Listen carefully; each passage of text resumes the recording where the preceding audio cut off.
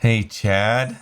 I gotta tell you, I have really been enjoying these interviews, and even more than that, I'm becoming inspired to use more of this music in my current worship leading. I just led worship this last yesterday, Sunday, and then in the few weeks before that, since we interviewed Scott Underwood, and I started bringing back Take My Life into my worship world, and I'm like, I just love this. And people are coming up to me going, oh man, I just felt all these memories kind of like bubbling up inside of me. Like, where did that come from? And they had forgotten these songs. So there's still so much value in this music, even for today, right?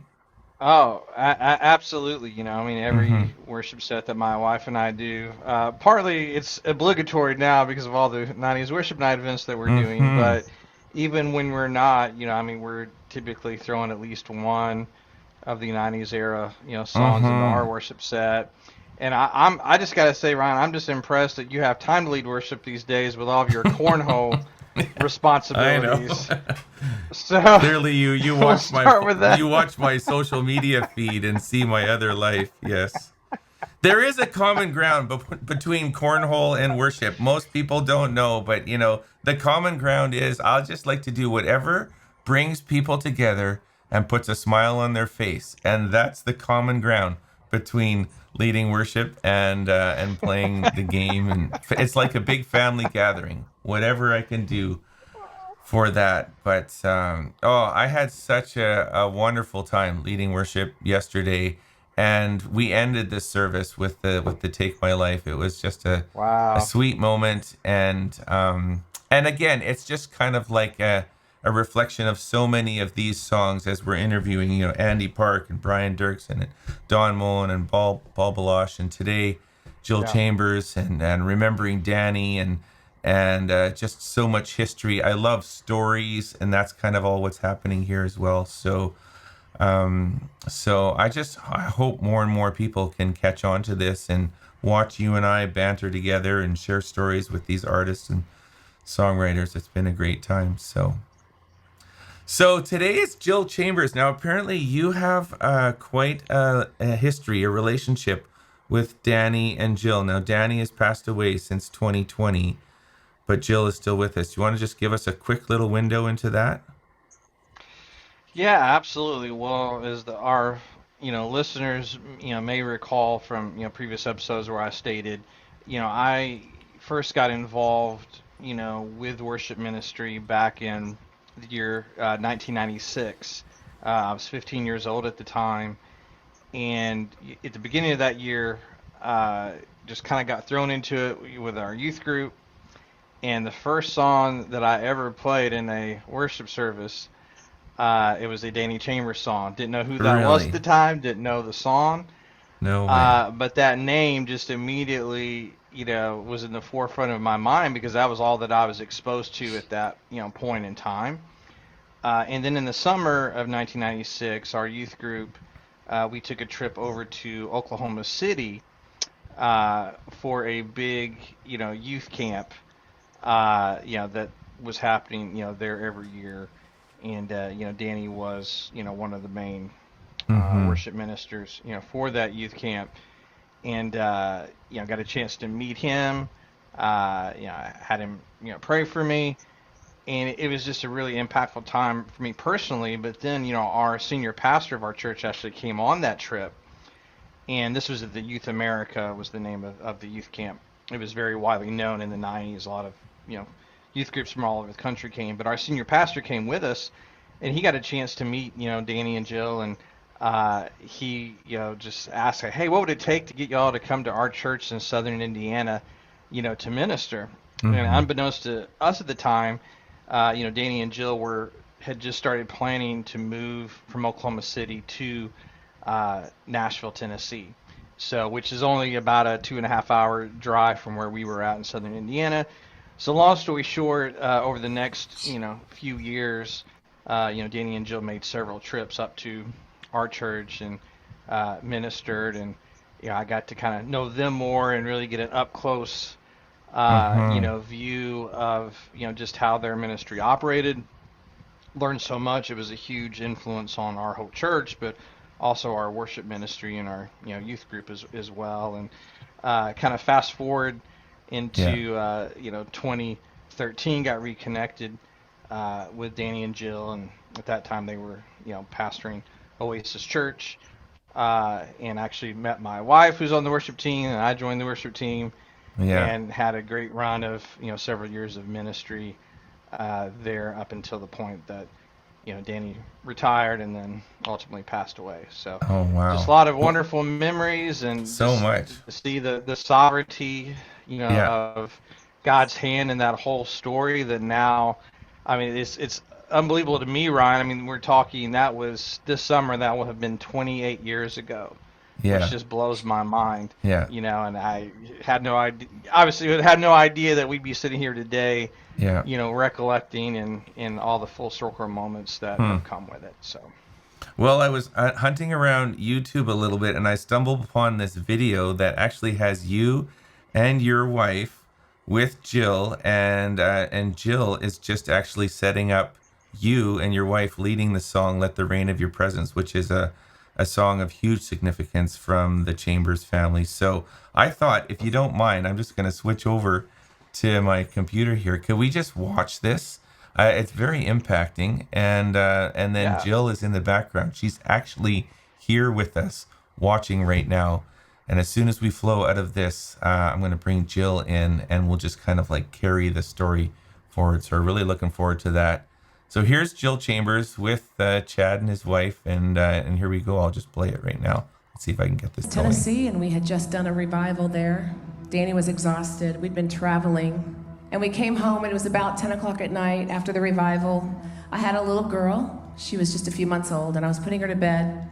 And Danny never came back to the room, so I started to walk down the hall, and I felt like the Lord put his hand up and said, just go to bed. I'm going to talk to your husband for a little while. Well, about 3 hours went by. Danny was prostrate on the ground. He was praying. He said he felt this presence just sweep over him. He said at first it felt like a red laser light was scanning him from head to toe. He said, I was so nervous, I thought, oh dear God, what are they looking for?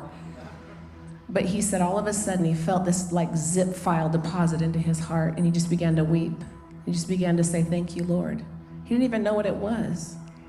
The next morning he got up and he sat down at the piano, and in about 10 to 15 minutes he wrote this song. Let the rain of your presence fall on me every day that I live, with every breath I breathe. Let the rain of your presence fall on me everywhere that I go. Lord, let your presence flow, rain on me.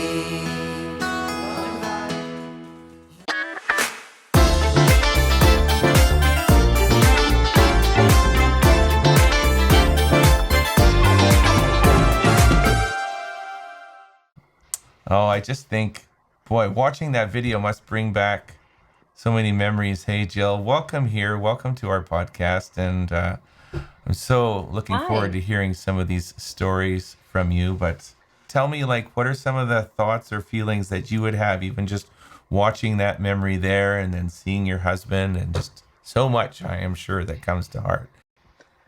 Yeah, just a plethora of emotions. Also, supreme gratitude for Yes. just, the life that we got to share and the impact that we still see to this day, just from sheer raw, obedience. And truthfully, it was like stepping out, the scene on Indiana Jones where he puts his foot out, and then the ground, reveals itself. So Mm-hmm. many moments for us where we felt like we had to step out into nothing, and stepping out into nothing, and then it would reveal itself, regarding the of worship in the 90s began for us in the late 80s.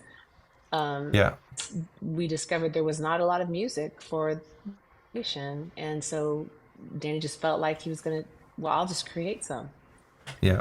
And not really having a path created, but grabbing that machete and just start whacking away, and creating the path and looking at the impact. And truly, when you step out in obedience, it's amazing how God brings others that have been assigned to that same genre. And so that's where we would connect, with the next generation worship leaders.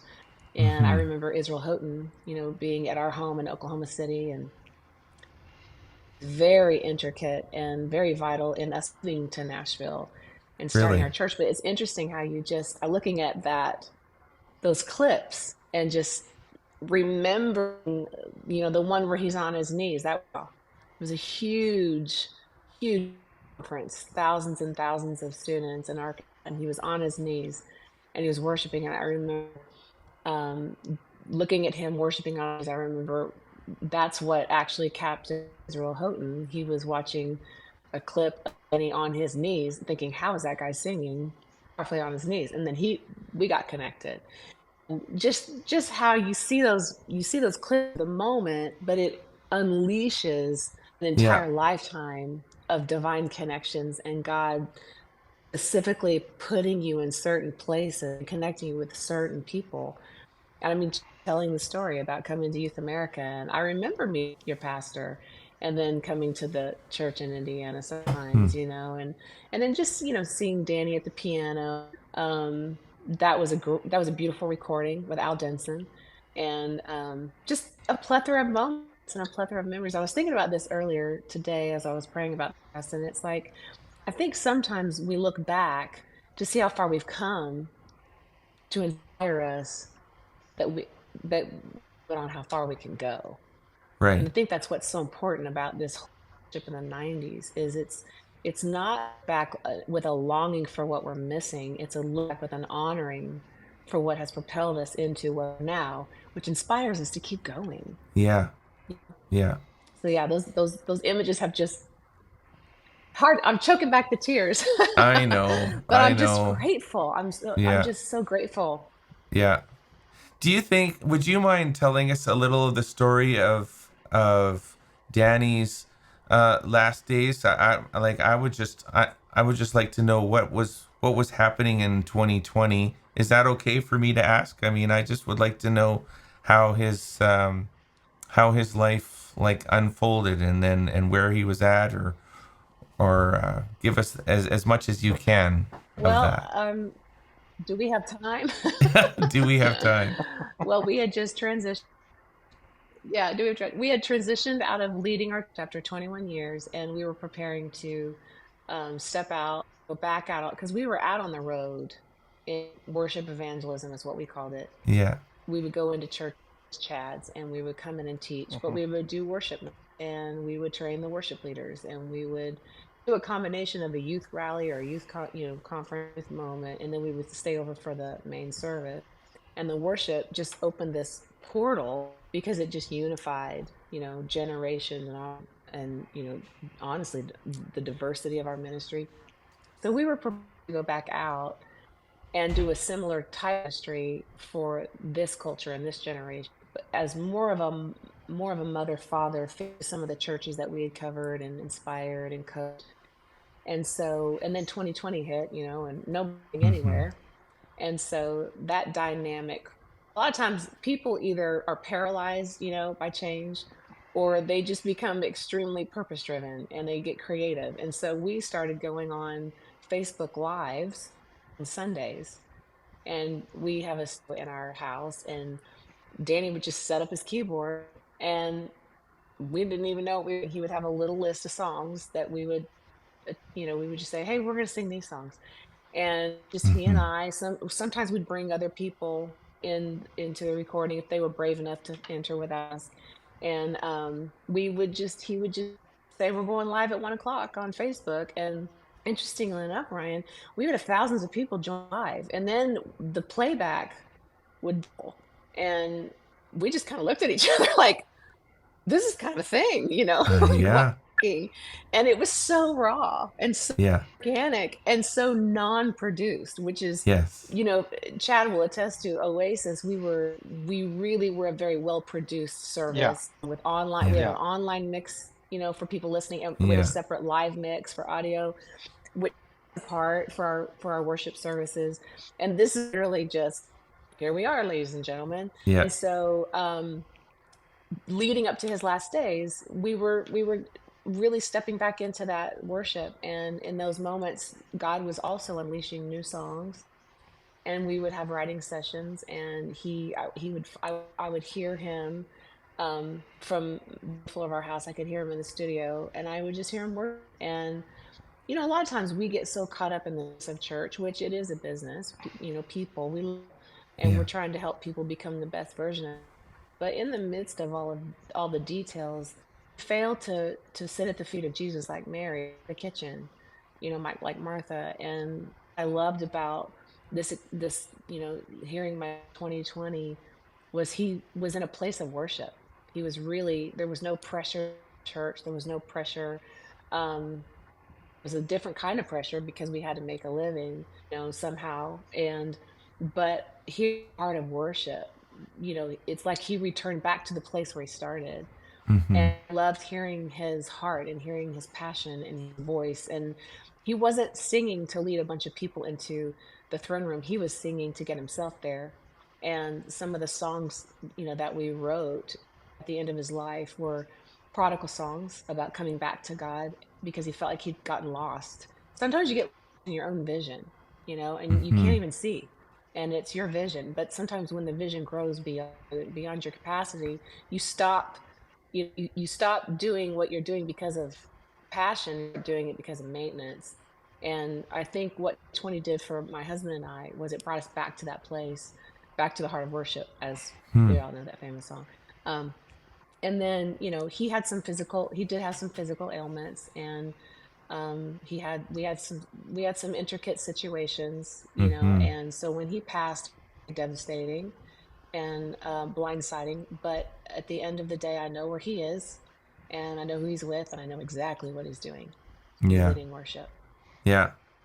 It's interesting to hear you parallel 2020 with what we are sort of the stories we're telling of the 90s. Is it's like in the pandemic, worship seemed to like boil down to its raw essence again. And it's certainly you, and there's several other worship leaders who would just set up an iPhone. Like I was watching Brooke Ligertwood, in Hillsong or wherever, all around, and there was just something so raw and authentic, and that's what I think of about the 90s. It's more than just about 90s worship. It's really, we could almost rebrand this podcast like authentic, raw, you know, unproduced worship. And what is Yeah. so attractive about that? It's there's an innocence to it that we're trying to find the stories to bring us back to that. Because here we are. I mean, we are 35 years later, and he's been, as you shared, Jill, that your church became it's produced. You have special mixes for, the live and the online and all these elements. But there's this human spirit in us that is still attracted back to that authentic, raw, unproduced moments. And even as you described, hearing Danny downstairs just worshiping to no audience, really, other than one, right? Those would be moments that you'll remember. So Yeah. I love those stories. Forever. Yeah. And I'm actually thankful for 2020. Most people, for that 2020, I look back and I'm like, to be able to hear where he was in his posture towards the Lord and his heart before he exited the earth. It's so powerful to think that he got back to place, and just to know that he just where his heart was posture. And honestly, Ryan, most songs that we wrote came out of a place of worship, intimate worship. It wasn't in Hmm. front of people. It wasn't. We didn't have a deadline to produce a project. So trying to, write a song. It was a lot of times we were rehearsing one song, and then we would feel this yearning and this longing to just sing, and out of it came another song. And Hmm. we'd always record every rehearsal because Hmm. we knew we would go back to it. We didn't do run throughs. A lot of Right. churches do run throughs. So they Right. do a run through of the song. But we did rehearsals, and in those rehearsals you could feel the Spirit of God leading you to sing a certain thing. And then we'd go back and listen and be like, that's a song, Huh. and we would put our but we really couldn't take credit for it, came out of the flow, and was inspired by the Spirit. So yeah, Mm-hmm. it's the 90s was intricate for us because of how God used Danny to open up this poor worship movement amongst the next generation. And it started, honestly, I think this is probably a series in Danny's episode, but it started with a bonfire when he was a youth pastor and came in and had us burn all of our, secular music, backward masking. Remember those hidden messages Yes. when you take a record and roll it Yeah. backwards? Yeah. So Danny just said, "Hey, Dave, so so the kids are, these students are burning all their music. What are they supposed to listen to?" Right. And you will get a kick out of this. But of all the worship at that time, this would be 1987. He got a cassette tape. Hosanna number 7 was Don Moen. Right. Is the most Give Yeah. thanks. Yeah. calming, soothing voice, right? Like, oh, Yeah. I love you, Don Moen. I know. Yeah. Which is perfect because it was opposite of Danny's like persona. He was this powerhouse. Yeah. And Yeah. Dawn's this calm, just peaceful, comforting, strong. But Danny heard something in the music that was beyond the vocal and the lyrics. And I remember he had it in his, said, God, I don't know what this is, but I want this. And the Hmm. next time he played music in front of 75 students, all of them, he heard the Lord say, give me your hands. So he started playing these chords never played before, a lot of minor chords, really chords. And then he just started singing. Mm-hmm. And kids in 2 years turned into over 100 students in the West. And that youth group blew up and grew because of the worship. It was the Mm-hmm. worship started the connection with Youth America. These youth pastors are saying, we have no music for our students. What you're playing here at Youth America is so cool, because he would just like have the coolest lead guitarist, right? I mean, Mm-hmm. with you guys, Integrity, we wrote Integrity for years, but they couldn't record Danny because they didn't know where to. He was way too rock and roll, for their stream. And so, but as soon as we started our church in September of 1997, in October 1997, we were recording live, Hmm. because they're like, "You're a pastor, look at you." Yeah. Yeah. And I think I might listen, it's have a. Lincoln Brewster's on lead guitar. Yeah. We had our rock and roll. Yeah. I think I have a picture. I'm gonna try. I've got another So yeah, screen the here. 90s were super important. Is this, does this, oh, I'm Yeah. sorry that I've got you like out of focus here, Yeah, but is this the album? I just had That's it. found Yeah. that. There you it's go. okay. Carry the Call.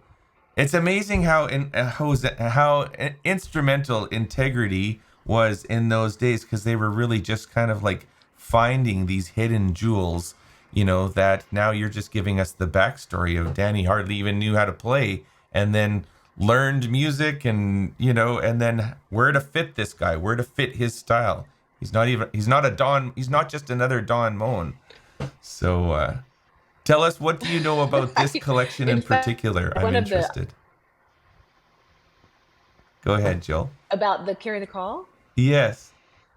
we recorded it live. We recorded it live in a church that we had just started, which Danny always did everything wrong. Yeah. He always did things you're not supposed to do, and then he always so. I remember Sam Chapel. He was a part of it for a long time. He's like, Danny just was the guy that always brought up the craziest ideas, but they always worked, and we never could understand how in the world it always worked. Mm-hmm. And it stretched my faith too. Mm-hmm. Where the call was. I remember the songs. Some of the songs came out of our rehearsal. We had Nashville's top musicians, players. It was literally relationally, connected and produced. But I Yeah. remember one of the top guitar players in town, still is. I don't know if he'd want to name, but um, I remember after rehearsal, he lit guitar on the stage and he said, "I don't think I can do this." He said, "There's some kind of there's this pure sound in the atmosphere, and I don't feel like I'm worthy of it." And then Hmm. none of us should be here Right. because none of it. He said, I need you to pick that back up. And I need you Hmm. to. And a lot of the music out of that was a lot of flow. There's one song that says, "We shall see the glory," and it goes into it's Chad 12-minute song or something, like 12 or 13, Yeah, something like Yeah. and it just keeps going and it keeps flowing.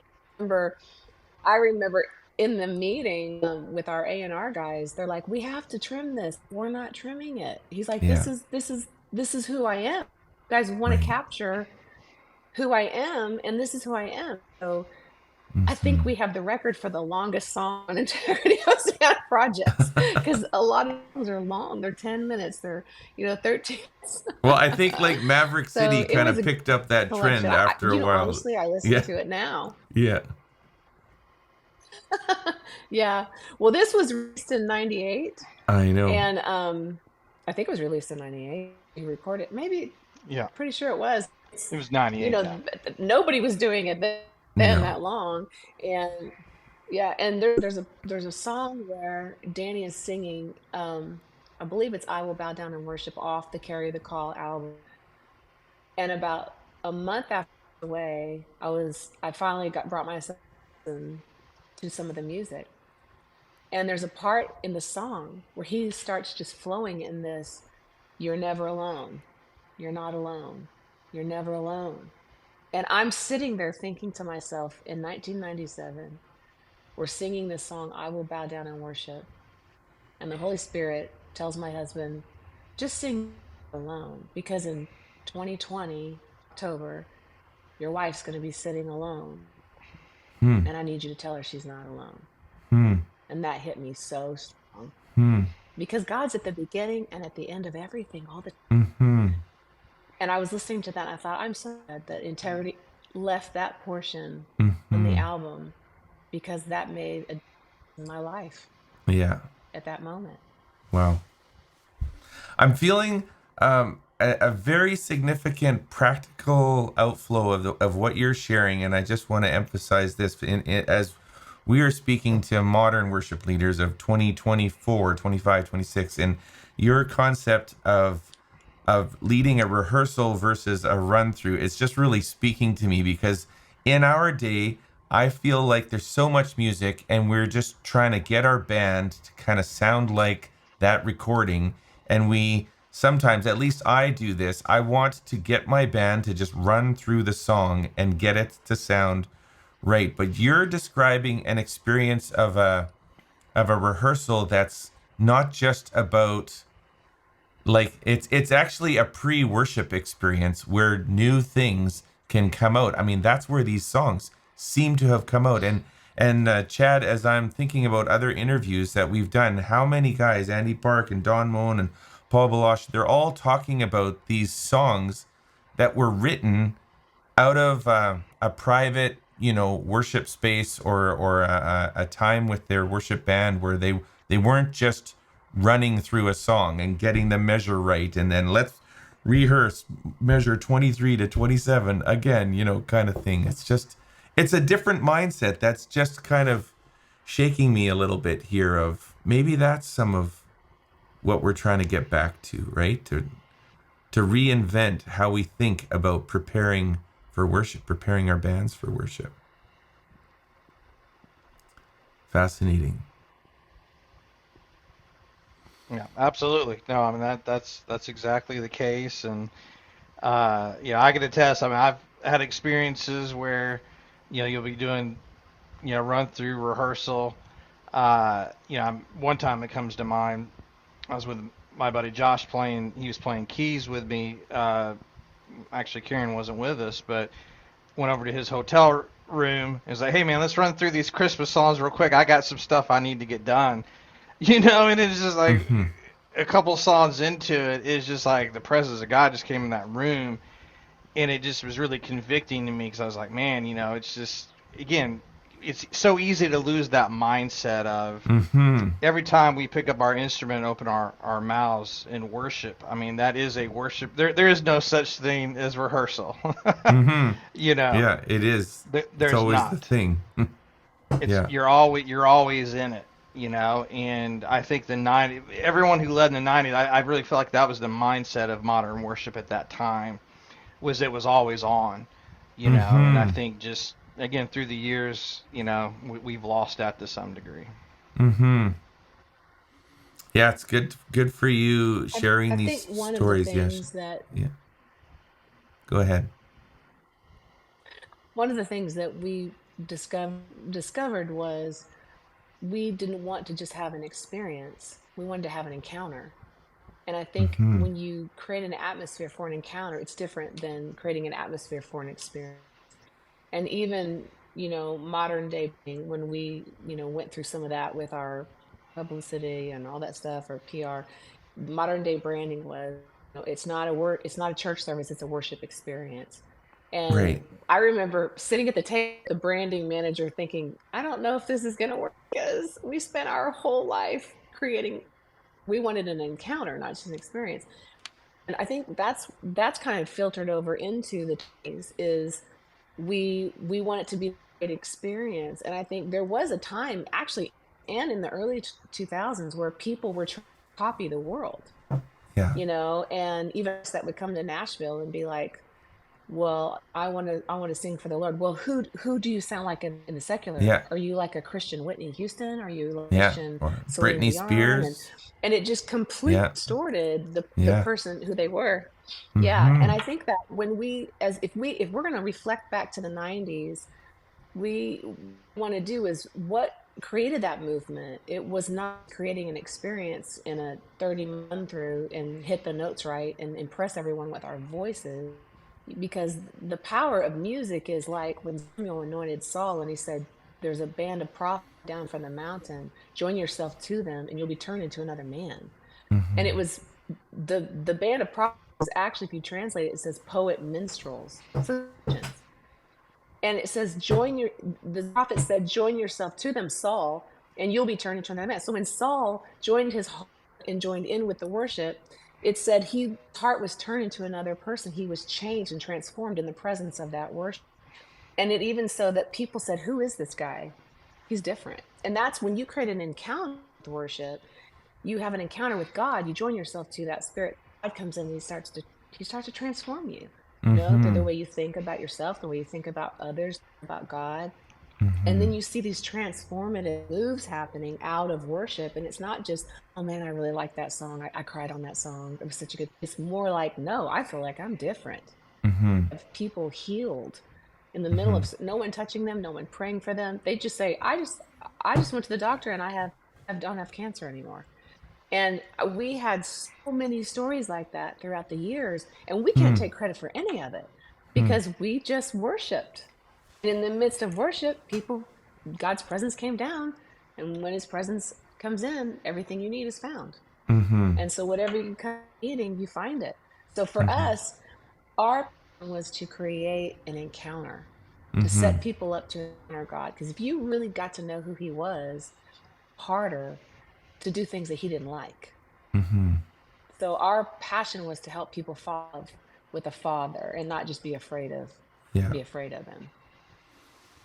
That's so good. Thank you so much for that. Thank you for your stories, Jill, and for helping to just carry the legacy that you and Danny set in motion. And there's a part of me that feels so sad that he's not here with us to, and feel just looking at the pictures, it feels like we deserved another 25 years of Danny. Like he was too young to pass, Mhm. but in another sense, that his legacy is living on now, right? And through the stories that you're sharing, and Chad, you're sharing Yes. these stories. I know that Danny and Jill are both very precious friends to you, Chad, and you're deeply impacted by them. So that's part of, I think, the motivation, even that's rising in you, is like, I want to tell these stories of where you've come from, in the last 30 years, Chad. So, Yeah, absolutely. And I think a lot of what this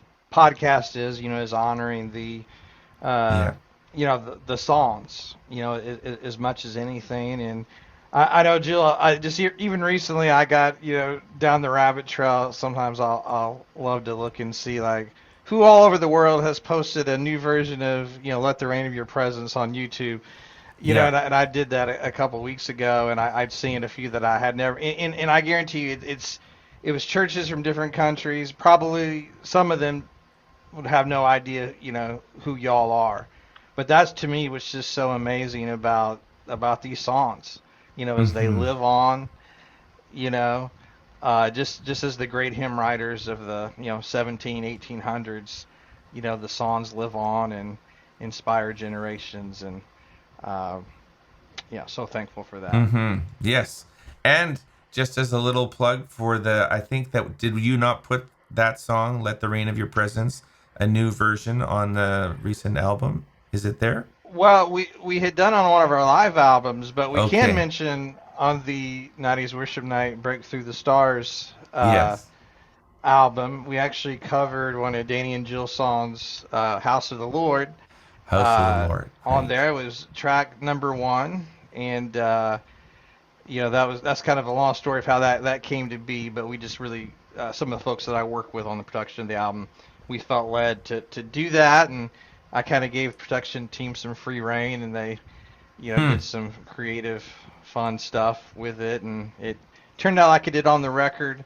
But always been one of my favorite songs of Danny and Jill's, House of the Lord. So folks need to check that out if they have not already. Fantastic. And Chad, you just keep rolling your little, I don't know, it's a motorhome or is it a Lear jet, but you just keep finding, new churches to roll around into and Uh, take the 90s worship encounter to more and more people. So God bless you as you continue that journey. Like that. we're gonna keep it rolling. Yes. Right on. Okay.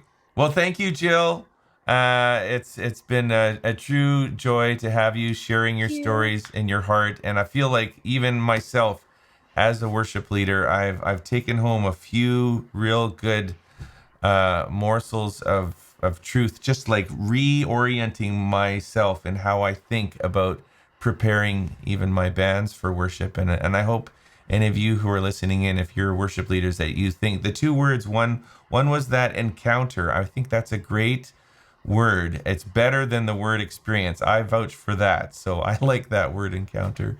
And then the concept of, rehearsing or just trying to move beyond just just a song run throughs in our preparation for worship, to just have this expectancy that maybe a song would come out, maybe it's just a piece of a song, but that there is a moment to prepare and rehearse our hearts for worship. We can learn so much from the eras that we've come through in that. So that's my take home. 2 points is what I've got. That's enough. But love that. Thank you, Chad. Thank you, Jill. This has been another a great episode with Thank 90s you, Worship Ryan. Podcast. You're welcome. And I hope that those of you who are listening in will stick with us. We have more people on the way. I think the next in line is Lindell Cooley. What a legend. He has made his mark in America, and we have nailed him down. And so I'm looking forward to hearing more great stories. Stay with us for that.